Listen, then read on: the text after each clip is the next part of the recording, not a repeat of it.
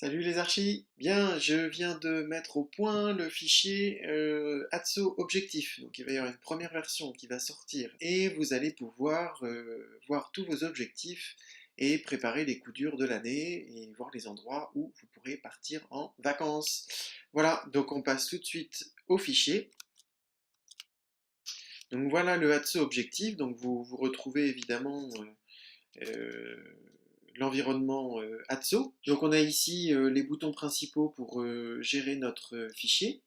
Le but de l'exercice, en fait, c'est de pouvoir aller voir les indicateurs, voilà, et de voir sur l'année où est-ce que l'on rentre de l'argent, où est-ce que l'on est en perte, de pouvoir comprendre un petit peu comment est fabriquée notre année et surtout un point régulier sur ce fichier. Alors moi c'est quelque chose que je fais depuis des années en fait.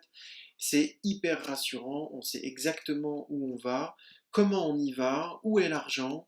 Bref, ça répond à énormément de questionnements et ça permet de prendre des décisions assez précises euh, sur les dossiers à traiter ou à mettre en attente ou à accélérer. Voilà.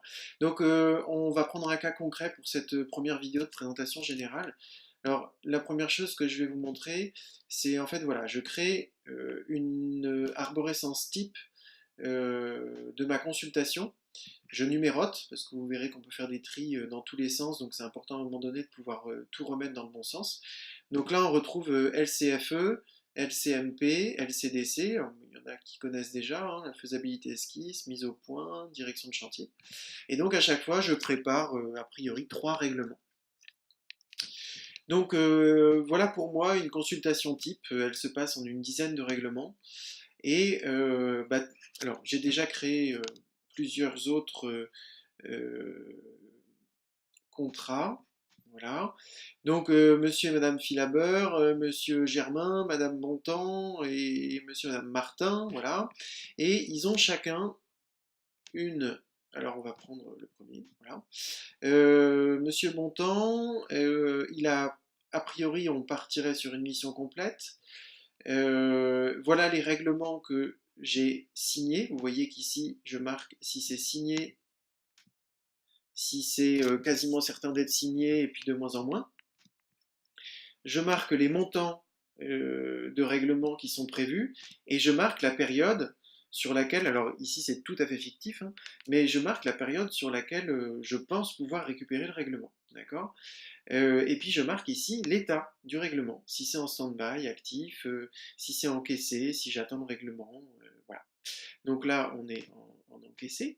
Et puis j'ai fait pareil pour les différents maîtres d'ouvrage. Voilà, donc montant, on va prendre Germain, voilà. Et Germain, là, on voit qu'on a signé uniquement pour la mission jusqu'au permis de construire, donc il n'y a que trois règlements. Voilà, donc janvier, février et mai 2017, puisque bah, entre le dépôt de permis et la réception de l'autorisation, bah, il se passe 3 mois, 2 mois, 3 mois, tout dépend des cas. Et donc pour chaque particulier, chaque client, je vais avoir mes différents règlements. Et je vais pouvoir, vous voyez, les prévoir. Donc par exemple, ici, je vais solder ma faisabilité esquisse en janvier, donc je sais que je vais très vite récupérer la compte de la mission suivante, donc janvier, février, et je mets les montants. Donc là, on a vu que on pouvait créer autant de maîtres d'ouvrage que l'on veut. Alors pour créer un maître d'ouvrage, on commence par aller dans liste des maîtres d'ouvrage, on crée le nom. Alors je sais pas, on va prendre, on fait insertion, hein, ceux qui ont suivi les formations connaissent. Coucou, c'est moi, c'est le nom du nouveau maître d'ouvrage. Donc je vais aller dans les objectifs. Je vais prendre ici ma consultation type. Je vais faire un copier, une insertion. Ce n'est plus l'archive évidemment, c'est un dossier en cours. Alors même si c'est pas signé, et d'autant plus si c'est pas signé, mettez-le dans ce fichier parce que vous allez pouvoir voir comment ce client-là, s'il est signé, influera sur votre trésorerie et puis sur votre chiffre d'affaires. Donc ensuite, vous mettez le nom du MO, ça c'est fait. Les différents montants, donc là, on va en prendre un, on va prendre le même là. Voilà, hop, on reprend les montants. Vous voyez qu'il y a une ligne pour la rétrocession de TVA, donc évidemment taux de TVA à 0, mais pour vous c'est moins 440 euros pour ce client. Ici, on met, on planifie, on prend un calendrier hein, et on essaye de voir dans quelle mesure on va pouvoir et à quelle époque on va pouvoir récupérer les règlements. C'est pas grave si c'est pas très précis, mais au moins vous avez une vision des choses. Et puis ensuite l'état des règlements. Donc là concrètement, ce client n'est pas encore signé, donc je vais le mettre en actif. Tous les autres, je vais les mettre en stand-by, d'accord? Tous les autres règlements sont en stand-by, mais je compte bien les signer justement. Donc celui-là, alors on va dire que la première lettre de commande, elle est sûre à 90%, les 3 premiers règlements. Et puis tous les autres, on va les mettre à 75%. Mais vous allez voir que c'est pas pour rien qu'on fait ça, parce que ça va se voir. Ça va se voir. Donc on va aller voir tout de suite. On va retourner, on va aller dans les indicateurs. Voilà. Et tout de suite, on peut voir sur 2017, alors je vais zoomer un petit peu. Voilà. Sur 2017, voilà avec tous les clients qui sont alors signés à 90 et à 75%, c'est 90% de chance ou 75% de chance d'être signé. D'accord. Si vous ne le sentez pas, vous le mettez en 50 ou en 25, ça apparaît. Euh, Ça apparaîtra, le client apparaîtra bien dans votre panneau d'objectifs, mais il ne sera pas pris en compte dans les rentrées d'argent potentielles. D'accord. Voilà. Voilà. On va avoir ensuite les histoires de marge. Alors, les histoires de marge, vous voyez qu'en rose, on va commencer par le rose ici. Alors à chaque fois, tout est expliqué ici. Qu'est-ce que c'est que le chiffre d'affaires minimum? C'est les charges annuelles lissées sur 11 mois, plus les charges ponctuelles. On va aller voir juste après. La marge, elle est soit verte, soit rouge. Soit vous avez du plus par rapport à votre charge, par rapport à vos charges, soit vous faites pas vous étalez pas la charge de votre mois. Ici, on peut voir que tous les mois, on a le même montant. D'accord? Pourquoi? Parce que je retourne ici dans Atso, dans l'accueil, je vais dans mes charges annuelles, et ici, alors plus tard, vous mettrez le détail de votre bilan, mais l'année dernière, j'étais à, je sais pas moi, à 75 000 euros de charges sur l'année complète. Cette année, j'estime que je vais être à 77 000. Alors, vous, quand vous serez un peu plus à l'aise, ici, vous pourrez remettre les différents budgets. Hein, vous prenez votre bilan, vous remettez les différents budgets. Donc, il y a eu une dépense mensuelle de 6 800 euros. Ok. Donc j'estime que pour 2017, je vais avoir peut-être 77 000 euros de charges, ou peut-être que je vais réussir à améliorer mes charges, justement. Donc on est sur 7 000 euros lissés sur 11 mois. D'accord. C'est vous qui rentrez le nombre de mois. Si vous travaillez en août, ce que je ne vous souhaite pas, vous mettez 12. Moi, je lisse sur 11. D'accord. Donc ça me fait une moyenne mensuelle de 7 000 euros, à laquelle j'ajoute une marge de 10%, soit 7 700 euros. Donc, dans mes indicateurs, ici, mon, mon chiffre d'affaires minimum mensuel, il est de 7 700 euros tous les mois. D'accord. Maintenant, on va voir que on peut intégrer des dépenses ponctuelles. D'accord.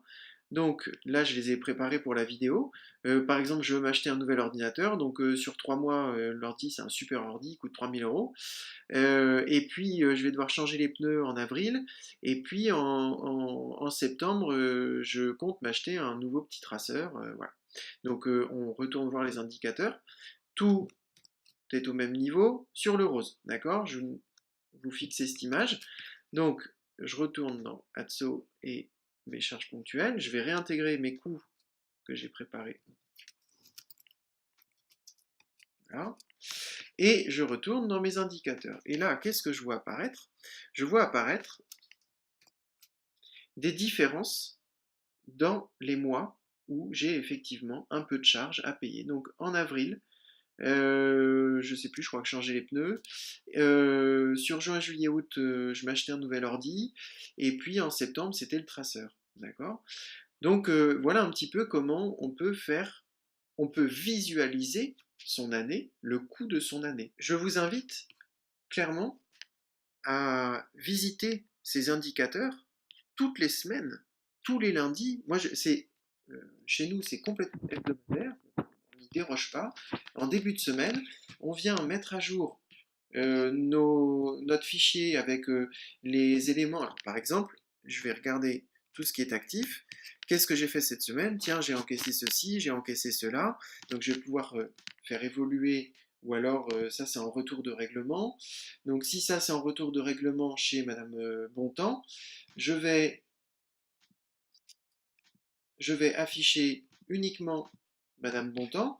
Et si celui-là il est en retour de règlement, ça veut dire que c'est celui-là qui est passé en actif. Et celui-là, j'ai encaissé le chèque, et celui-là, j'ai encaissé le chèque. D'accord? Le fait d'avoir mis ces choses-là vont faire que dans mes indicateurs, je vais avoir encaissé cet argent-là. Donc toutes les semaines, vous mettez à jour les règlements, leur état, et vous allez pouvoir afficher ensuite, filtrer, pardon, pour voir tous ceux qui sont actifs. Ça ne sert à rien de vous concentrer sur d'autres règlements, sur d'autres aspects de certains dossiers. Voilà concrètement, après avoir fait le point, les dossiers sur lesquels vous devez travailler et la phase dans laquelle vous êtes. Vous décidez sereinement de travailler sur certains dossiers et surtout de ne pas travailler sur certains dossiers. Cet état de règlement, vous en retrouvez ici un détail qui vous permet de vous rassurer et de vous dire j'ai de l'argent qui doit rentrer. Alors en bleu clair, vous avez les stand-by, c'est tous ceux qui sont après le règlement en actif. Et puis tous les autres, vous avez actifs, 16%, c'est ceux sur lesquels je suis en train de travailler, les à facturer, 3%, les retours de règlement, 11%, les chèques reçus, 1%. D'accord? Donc rien que de regarder évoluer ce petit diagramme-là, c'est hyper rassurant toutes les semaines de savoir qu'il y a de l'argent dehors et dans quel état il est. D'accord? Et puis ensuite, tout simplement, on fait sauter les filtres et puis on dit quoi? On dit tiens, qu'est-ce qu'il y a en retour de règlement et quel client? 4500 euros. Ah bah, effectivement, en fait, dans ma trésorerie, je suis pas si mal. Les 4500 euros, ils sont là. Si le banquier vous appelle, vous lui montrez ce tableau. Vous lui envoyez un écorché en disant, bah voilà, il y a de l'argent qui doit arriver. C'est une réalité. Alors, autre chose qui est importante, que je vous montre dans cette première vidéo, c'est que vous voyez que là, pour le mois de mars, donc là, au moment où je fais la vidéo, on est au mois de février, donc là, super, parfait, tout va bien. Par contre, au mois de mars, je m'aperçois que je suis pas si bien que ça. Donc j'ai un premier levier sur lequel je peux appuyer, c'est aller voir en avril, est-ce que je peux mettre un coup d'accélérateur pour que un règlement d'avril passe sur le mois de mars. Alors, très simple, je retourne dans mes objectifs, je vais voir ce qui est prévu de rentrer en avril. En avril, il y a 2000 euros sur Monsieur Filabeur. Bah écoute, alors vous faites le tour de votre dossier, vous vérifiez que c'est possible et vous le passez en mars 2017. Quitte à ne pas aller dîner chez la tante Berthe, bah voilà, ça fait une bonne excuse, mais au moins vous rentrez les 2000 euros. Et puis un autre, parce qu'à mon avis ça va pas être suffisant, on va aussi passer celui-là en mars. On retourne voir les indicateurs, et là, tiens, on se trouve à l'équilibre. Hop, vous voyez, on est même plutôt positif. Donc on se rassure, voilà. Et si j'arrivais à passer encore un autre règlement en mars, voilà, vous voyez que petit à petit, on fait grimper. Voilà. Donc c'est comme ça que vous pouvez rééquilibrer votre année. D'accord? Donc vous allez, alors là on est dans une situation trop courte, on est à trop court terme, il faut absolument que vous ayez de la marge sur au moins 3 mois à venir. Il faut que vous ayez au moins 20 à 30% de marge par rapport à votre charge du mois en cours. D'accord? Sachant que le mois d'août, la marge est comptée alors qu'on compte sur 11 mois. mais n'hésitez pas à avoir un maximum de marge ici. Voilà. Voilà pour le fichier ATSO objectif. Pour ceux qui veulent encore écouter un petit peu, il y a plusieurs petites choses qui sont assez intéressantes. C'est un découpage. Donc ici, vous avez le montant. Alors on va prendre le mois de mars, d'accord? Mois de mars, 8490 euros. Sur ces 8490 euros, j'ai dû signer du 90 et du 75, d'accord? Donc ce 8490, il est potentiel, mais on n'en est pas sûr à 100%. Alors dans quelle mesure on n'en est pas sûr? Est-ce qu'il faut assurer le coup? Sur qui il faut travailler? Donc je vais regarder un petit peu ce graphique-là, et je vais m'apercevoir que là, j'ai mes 8490, d'accord? En vert foncé, il y a ce qui est signé, ensuite il y a ce qui est à 90, et ensuite il y a ce qui est à 75. Donc effectivement, on est au-dessus, on a une marge supérieure, mais il ne va pas falloir commencer à travailler sur d'autres clients. Il faut absolument que vous assuriez le coup sur les 90 et sur les 75. Ne commencez pas à aller démarcher, à aller chercher d'autres clients. Vous avez déjà bossé et vous avez déjà des clients qui sont à 90% sûrs de signer avec vous et des clients qui sont à 75% sûrs de signer avec vous. Et si vous réussissez à avoir tout ça, vous passez votre mois. N'allez pas chercher ailleurs. D'accord? Donc ça permet d'optimiser et de lisser votre activité. Alors, si on pousse encore un peu plus loin, vous avez une possibilité dans les objectifs d'estimer le temps à passer. D'accord? Donc, j'estime le temps à passer sur chacun des règlements. Alors, on va prendre les actifs. D'accord? Voilà mes actifs. Pour Monsieur Philaber et pour récupérer le solde de l'AFE, bah, j'ai plus qu'une journée parce que c'est un permis, il est juste en instruction. Pour Monsieur Germain, c'est pareil, c'est une instruction, donc j'ai pas de temps vraiment à passer. Monsieur Bontemps, solde MP, il faut que je prépare tout le carnet d'analyse de chiffrage et tout, faut que je le rencontre une fois, il faut que je vois l'artisan, voilà, j'ai 3 jours de boulot. LCFE, donc instruction, j'ai une journée. Et Martin, LCMP, là j'ai encore 3 jours de boulot. Alors à compte LCMP, j'ai qu'une journée de boulot. Et à compte LCFE, j'ai qu'une journée de boulot. Bon. Pour ceux que ça intéresse, hein, LCMP, LCFE, vous avez un outil qui s'appelle Atso Ono, qui représentent en fait les 3 lettres de commande avec lesquelles on travaille quand on utilise les outils Atso, enfin en tout cas qui sont fortement conseillés puisque tous les outils forment un tout et sont organisés tous selon la même méthodologie de travail. On donne des formations pour ça, donc surtout, n'hésitez pas à venir nous voir sur le Facebook, ici, avec la communauté Atso.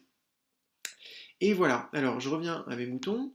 Donc, on a mis le temps à passer sur chacun, et on va aller voir dans les indicateurs.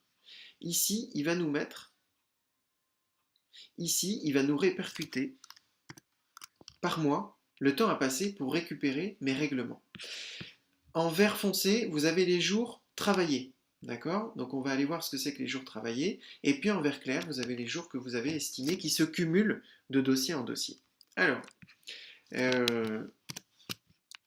les jours qui sont ici, 21, 18, 23, Excel va aller tout seul, alors je vous le montre, mais vous n'avez pas la main dessus. Excel va aller avec une fonction que vous trouvez sur Internet, hein, va aller vous trouver le nombre de jours ouvrés par mois. Alors là, le fichier il est prévu jusqu'en 2025, d'accord? Donc on a le temps de voir venir. Et puis on a retiré les fériés. Alors oui, il est bloqué.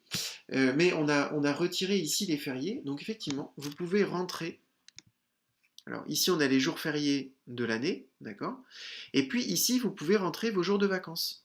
Donc par exemple, si en 2017, j'ai décidé que du 12 mars au 19 mars, j'étais en congé. Si je retourne voir mes objectifs, pardon, si je retourne voir mes indicateurs, au mois de mars, il m'a retiré des jours. D'accord? Là, on est à 18. Alors, je ne sais plus à combien on était. Donc, Atso, férié et congé. Je vais retirer les jours. de congé. Et donc là, si je retourne dans mes indicateurs, au mois de mars, je suis à 23. D'accord? Donc il retire le nombre de jours de mes congés et le nombre des jours fériés. Voilà. Et du coup, on peut s'apercevoir que bah, là, j'ai que 4 jours. Alors, l'important, on va faire une simulation, mes objectifs.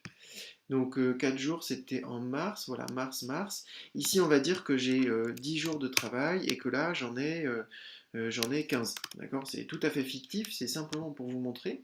Le résultat sur le diagramme, c'est que là, je m'aperçois que je suis en surcharge de boulot.